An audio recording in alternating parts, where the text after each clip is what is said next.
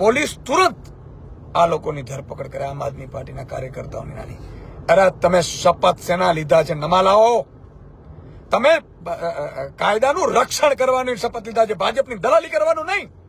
અને તમે એમ માનો છો કે અમે તમને મૂકી દેશું, પણ તમારી પોલીસને મારે કહેવું છે કે તમારી સામે અમારો વેર નથી.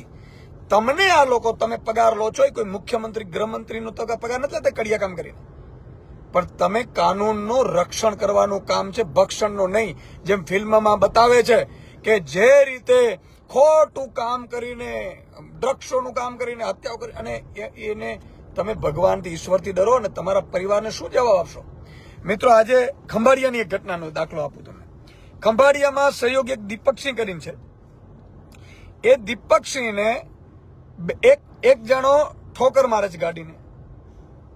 મારી ટીમને વાત થઈ, મેં પણ દીપકસિંહને વાત કરી. મેં શું થયું, ઈ પહેલા હજી કલાક પહેલા જામનગરમાં આવું બન્યું છે, ઈ પહેલા જેતપુરમાં બન્યું છે, પોરબંદરમાં બન્યું છે, અને અસંખ્ય જગ્યાએ બન્યું છે.